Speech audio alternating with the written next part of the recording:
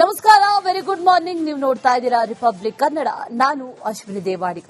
ಈ ಬಿಡದಿ ಟೌನ್ಶಿಪ್ ಯೋಜನೆಯನ್ನ ವಿರೋಧಿಸಿ ಜೆಡಿಎಸ್ ಪಾದಯಾತ್ರೆಗೆ ಇವತ್ತು ಚಾಲನೆ ಸಿಗಲಿದೆ. ಬೈರಮಂಗಲದಲ್ಲಿ ಪಾದಯಾತ್ರೆಗೆ ಬಿಜೆಪಿ ಹಾಗೆ ಜೆಡಿಎಸ್ ನಾಯಕರು ಚಾಲನೆಯನ್ನ ನೀಡಲಿದ್ದಾರೆ. ಈ ಪಾದಯಾತ್ರೆ ಸಾಗುವ ದಾರಿ ಜೊತೆಗೆ ಪಾದಯಾತ್ರೆಯ ಉದ್ದೇಶ, ರಾಜಕೀಯ ಲೆಕ್ಕಾಚಾರ ಇದೆಲ್ಲದರ ಕುರಿತು ವಿಸ್ತೃತ ವರದಿ ಇದೆ. ನೋಡ್ಕೊಂಬರೋಣ ಬನ್ನಿ.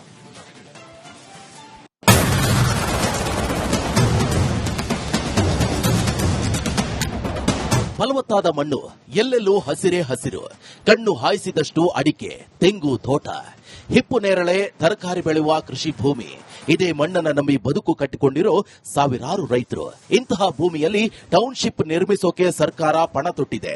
ವಿರೋಧದ ನಡುವೆಯೂ ಭೂ ಸ್ವಾಧೀನಕ್ಕೆ ಮುಂದಾಗಿದೆ. ಸರ್ಕಾರದ ವಿರುದ್ಧ ಜೆಡಿಎಸ್, ಬಿಜೆಪಿ ತೊಡೆತಟ್ಟಿದೆ. ಅನ್ನದಾತರ ಪರವಾಗಿ ಹೋರಾಟದ ಅಖಾಡಕ್ಕೆ ಧುಮುಕಿದೆ. ಯೋಜನೆ ಕೈಬಿಡುವಂತೆ ಆಗ್ರಹಿಸಿ ಇವತ್ತು ದೋಸ್ತಿ ಪಾದಯಾತ್ರೆ ನಡೆಸಲಿದೆ. ಬಿಡದಿ ಟೌನ್ಶಿಪ್ ವಿರುದ್ಧ ದೋಸ್ತಿ ರಣಕಹಳೆ. ಅನ್ನದಾತರ ಭೂಮಿ ರಕ್ಷಣೆಗಾಗಿ ಪಾದಯಾತ್ರೆ. ನಿಖಿಲ್ ನೇತೃತ್ವ, ಬಿಜೆಪಿ ನೈತಿಕ ಬೆಂಬಲ. ಇಂದಿನಿಂದ ಬಿಡದಿ ಟೌನ್ಶಿಪ್ ವಿರೋಧಿಸಿ ಜೆಡಿಎಸ್ ಪಾದಯಾತ್ರೆ ನಡೆಸಲಿದೆ. 2 ದಿನಗಳ ಕಾಲ ಈ ಪಾದಯಾತ್ರೆಗೆ ಇಂದು ಚಾಲನೆ ಸಿಗಲಿದೆ. ಜೆಡಿಎಸ್ ನೇತೃತ್ವದಲ್ಲಿ ಪಾದಯಾತ್ರೆ ಸಾಗಲಿದ್ದು, ಬಿಜೆಪಿ ನಾಯಕರು ಸಾಂಕೇತಿಕವಾಗಿ ಭಾಗಿಯಾಗಲಿದ್ದಾರೆ. ಬಿಡದಿ ರಿಯಲ್ ಎಸ್ಟೇಟ್ ಮಾಡ್ತಾ ಇರುವಂತ ಕಾಂಗ್ರೆಸ್ ಸರ್ಕಾರದ ವಿರುದ್ಧ ಒಟ್ಟಿಗೆ ಹೋರಾಟ ಮಾಡುವಂತ, ಜೊತೆಯಲ್ಲಿ ಹೋರಾಟ ಮಾಡುವಂತ ತೀರ್ಮಾನವನ್ನ ಇವತ್ತು ಮಾಡಿದಿರಿ. ನಾಳೆ ನಾನು ಕೂಡ ಸುಮಾರು 10:30ಗೆ ಬಿಡದಿಯ ಒಂದು ಇನಾಗ್ರೇಷನ್ ಏನಿದೆ, ಪಾದಯಾತ್ರೆ ಇನಾಗ್ರೇಷನ್, ನಾನು ಕುಮಾರಸ್ವಾಮಿ ಅವರು ಭಾಗವಹಿಸ್ತಾ ಇದ್ದೀರಿ. ನಿಖಿಲ್ ಕುಮಾರಸ್ವಾಮಿ ಅವರು ಪಾದಯಾತ್ರೆಯನ್ನ ಮಾಡ್ತಾರೆ. ಅವರಿಗೆ ಬೆಂಗಳೂರು ಬಾರ್ಡರ್ವರೆಗೂ ಪರ್ಮಿಷನ್ ಕೊಟ್ಟಿದ್ದಾರೆ. ಅಲ್ಲಿವರೆಗೂ ಅವರು ಪಾದಯಾತ್ರೆಯನ್ನ ಮಾಡ್ತಾರೆ. ಮತ್ತೆ ನಮ್ಮ ಎಲ್ಲ ಕಾರ್ಯಕರ್ತರಿಗೂ ಕರೆ ಕೊಡ್ತೀರಿ. ನಾವು ಕಾರ್ಯಕರ್ತರು ಕೂಡ ಇದರಲ್ಲಿ ಪಾದಯಾತ್ರೆಯಲ್ಲಿ ಸೇರ್ಕೊಳ್ಳಿ ಅನ್ನೋ ಕರೆಯನ್ನ ಬಿಜೆಪಿ ಕಡೆಯಿಂದನೂ ನಾವು ಕೊಡ್ತಾ ಇದ್ದೀರಿ. ಬೈರಮಂಗಲದಲ್ಲಿ ಬೆಳಗ್ಗೆ 9 ಗಂಟೆಗೆ ಪಾದಯಾತ್ರೆಗೆ ಚಾಲನೆ ಸಿಗಲಿದೆ. ನಿಖಿಲ್ ಕುಮಾರಸ್ವಾಮಿ, ಎಚ್ಡಿ ಕುಮಾರಸ್ವಾಮಿ, ಆರ್ ಅಶೋಕ್, ಛಲವಾದಿ ನಾರಾಯಣಸ್ವಾಮಿ ಸೇರಿದಂತೆ ಜೆಡಿಎಸ್ ಹಾಗೂ ಬಿಜೆಪಿಯ ಬಹುತೇಕ ಶಾಸಕರು, ಪರಿಷತ್ ಸದಸ್ಯರು ಪಾದಯಾತ್ರೆಯಲ್ಲಿ ಹೆಜ್ಜೆ ಹಾಕಲಿದ್ದಾರೆ. 3 ದಿನಗಳ ಕಾಲ ಈ ಪಾದಯಾತ್ರೆ ನಡೆಯಲಿದ್ದು, ಫ್ರೀಡಂ ಪಾರ್ಕ್ನಲ್ಲಿ ಸಮಾರೋಪ ಸಮಾವೇಶ ನಡೆಯಲಿದೆ. ಅಂದಹಾಗೆ ಇಂದು ದೋಸ್ತಿ ಪಾದಯಾತ್ರೆ ಯಾವ್ಯಾವ ಮಾರ್ಗಗಳಲ್ಲಿ ಸಾಗಲಿದೆ ಅಂತ ನೋಡೋದಾದ್ರೆ,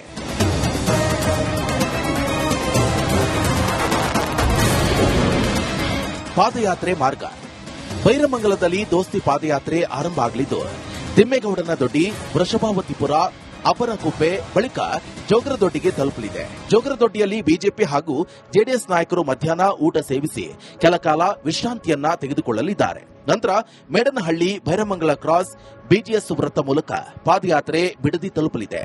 ಇನ್ನು ಶ್ರೀ ಮಂಜುನಾಥ ಕಲ್ಯಾಣ ಮಂಟಪದಲ್ಲಿ ನಾಯಕರು ವಾಸ್ತವ್ಯ ಹೂಡಲಿದ್ದಾರೆ.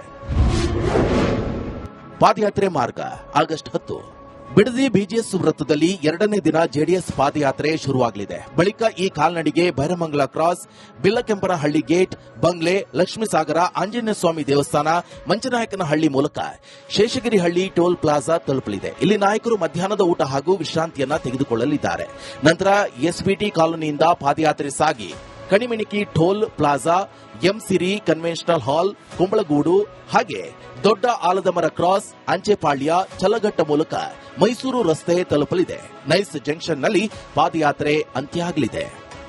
ಬಿಜೆಪಿಯ ನಾಯಕರುಗಳು ಸಹ ಸಾಂಕೇತಿಕವಾಗಿ ಆ ಸಭೆಯಲ್ಲಿ ಭಾಗವಹಿಸತಕ್ಕಂಥ ಒಂದು ನಿರ್ಧಾರ 2 ಪಕ್ಷಗಳು ಸೇರಿ ಮಾಡಿದ್ದೇವೆ. ಈಗಾಗಲೇ ಬಿಜೆಪಿಯ ವತಿಯಿಂದ ಬಿಡದಿಯ ಒಂದು ಇಂಟಿಗ್ರೇಟೆಡ್ ಟೌನ್ಶಿಪ್ನ ವಿಷಯದಲ್ಲಿ ಅಲ್ಲಿಯ ರೈತರ ವಿರೋಧ ಏನಿದೆ, ಆ ವಿರೋಧವನ್ನ ಗಮನದಲ್ಲಿಟ್ಟುಕೊಂಡೇ ನಾವುಗಳು ಇವತ್ತು ಸರ್ಕಾರದ ಈ ಒಂದು ರೈತ ವಿರೋಧಿ ನೀತಿಯನ್ನು ಖಂಡಿಸಿ 2 ಪಕ್ಷಗಳು ಏನು ಹೋರಾಟ ಮಾಡಿದ್ದೇವೆ ಅದನ್ನು ಮುಂದುವರಿಸತಕ್ಕಂಥದ್ದು ಒಂದು ತೀರ್ಮಾನ. ಸ್ಥಳೀಯ ಗ್ರಾಮಸ್ಥರ ಮತ್ತು 80% ರೈತರ ಮುಕ್ತ ಒಪ್ಪಿಗೆ ಇಲ್ಲದೆ ಸರ್ಕಾರವು ಅಧಿಸೂಚನೆ ಹೊರಡಿಸಿ ಬಲವಂತವಾಗಿ ಜಮೀನು ಕಬಳಿಸಲು ಯತ್ನಿಸುತ್ತಿದೆ ಅಂತ ಮೈತ್ರಿ ನಾಯಕರು ಆರೋಪಿಸುತ್ತಿದ್ದಾರೆ. ಹೈಟೆಕ್ ಅಥವಾ ಎಐಸಿಟಿ ಹೆಸರಿನಲ್ಲಿ ಬಡ ರೈತರನ್ನ ಒಕ್ಕಲೆಬ್ಬಿಸಿ ಭೂಮಿಯನ್ನ ರಿಯಲ್ ಎಸ್ಟೇಟ್ ಮಾಫಿಯಾಗೆ ದಾರಿ ಎರೆಯಲು ಸರ್ಕಾರ ಸಂಚು ರೂಪಿಸಿದೆ ಅಂತ ಬಿಜೆಪಿ ಮುಖಂಡ ಆರ್ ಅಶೋಕ್ ದೂರಿದ್ದಾರೆ. ಕಾಂಗ್ರೆಸ್ಸಿನ ಭ್ರಷ್ಟಾಚಾರ, ಕಾಂಗ್ರೆಸ್ಸಿನ ಸ್ವಜನ ಪಕ್ಷಪಾತ, ಕಾಂಗ್ರೆಸ್ ಮಂತ್ರಿಮಂಡಲದಲ್ಲಿರ್ತಕ್ಕಂಥ ಭ್ರಷ್ಟಾಚಾರಿಗಳು ಮತ್ತೆ ಅಭಿವೃದ್ಧಿ ವಿರೋಧಿ ಬರ ನಿರ್ವಹಣೆಯಲ್ಲಿ ವಿಫಲ ಆಗಿರತಕ್ಕಂಥದ್ದು, ಕೆಪಿಎಸ್ಸಿ ಹಗರಣದಲ್ಲಿ ಭಾಗಿಯಾಗಿರ್ತಕ್ಕಂಥ ಸರ್ಕಾರ, ಈ ಎಲ್ಲ ವಿಚಾರಗಳನ್ನ ಇಟ್ಟುಕೊಂಡು ಸರ್ಕಾರದ ವಿರುದ್ಧ ಹೋರಾಟ ಮಾಡಬಹುದು. ಅಷ್ಟನ್ನು ಕೂಡ ಯಾವುದನ್ನ ಬಿಡದೆ ಈ ಸರ್ಕಾರ ಜನವಿರೋಧಿ ಭ್ರಷ್ಟಾಚಾರಿ ಗೂಂಡಾ ಸರ್ಕಾರ ಅನ್ನೋದನ್ನ ಅಪ್ರೂವ್ ಮಾಡ್ತೀವಿ. ನಿಖಿಲ್ಗೆ ರಾಜಕೀಯ ಭವಿಷ್ಯ ಕಟ್ಟಿಕೊಡುತ್ತಾ ಪಾದಯಾತ್ರೆ. ಬಿಡದಿ ಪಾದಯಾತ್ರೆ ನಿಖಿಲ್ ಕುಮಾರಸ್ವಾಮಿಗೆ ರಾಜಕೀಯ ಭವಿಷ್ಯ ಕಟ್ಟಿಕೊಡುತ್ತೆ ಅಂತಾನೆ ವಿಶ್ಲೇಷಿಸಲಾಗುತ್ತಿದೆ. ರಾಮನಗರ ಹಾಗೂ ಹಳೆ ಮೈಸೂರು ಭಾಗದಲ್ಲಿ ರಾಜಕೀಯ ನೆಲೆ ಭದ್ರಪಡಿಸಿಕೊಳ್ಳಲು ದೊಡ್ಡ ವೇದಿಕೆಯಾಗಲಿದೆ ಎನ್ನಲಾಗ್ತಿದೆ. ಮುಂಬರುವ ವಿಧಾನಸಭಾ ಅಧಿವೇಶನಕ್ಕೂ ಮುನ್ನ ಈ ಜಂಟಿ ಹೋರಾಟ ಉಭಯ ಪಕ್ಷಗಳ ನಡುವಿನ ಸಮನ್ವಯತೆಯನ್ನ ಹೆಚ್ಚಿಸಲಿದ್ದು ಸರ್ಕಾರದ ವಿರುದ್ಧ ಸದನದ ಒಳಗೂ ಮತ್ತು ಹೊರಗೂ ಒಟ್ಟಾಗಿ ಹೋರಾಡಲು ಶಕ್ತಿ ನೀಡಲಿದೆ ಎನ್ನಲಾಗಿದೆ. ಬಿಡದಿ ಮತ್ತು ರಾಮನಗರ ಭಾಗದಲ್ಲಿ ಪ್ರಭಾವ ಹೊಂದಿರುವ ಡಿಕೆ ಶಿವಕುಮಾರ್ ಅವರ ಮಹತ್ವಾಕಾಂಕ್ಷಿ ಯೋಜನೆಗೆ ಬಿಡದಿ ಪಾದಯಾತ್ರೆ ನೇರ ಸವಾಲಾಗಲಿದೆ. ಪ್ರಾದೇಶಿಕ ರಾಜಕೀಯ ಧ್ರುವೀಕರಣಕ್ಕೆ ವೇದಿಕೆಯಾಗಲಿದೆ. ಇದು ಭವಿಷ್ಯದ 2028ರ ಚುನಾವಣೆಗೆ ಜೆಡಿಎಸ್ ಮತ್ತೆ ಪುಟಿದೇಳಲು ಮುಖ್ಯ ಭೂಮಿಕೆಯಾಗಲಿದೆ. ಒಟ್ಟಾರೆಯಾಗಿ ಈ ಪಾದಯಾತ್ರೆಯು ಕೇವಲ ರೈತರ ಭೂಮಿ ಉಳಿಸುವ ಹೋರಾಟವಾಗಿ ಉಳಿದಿಲ್ಲದೆ ಕರ್ನಾಟಕ ರಾಜಕೀಯದ ಪ್ರತಿಷ್ಠೆಯ ಕಣವಾಗಿ ಮಾರ್ಪಟ್ಟಿದೆ.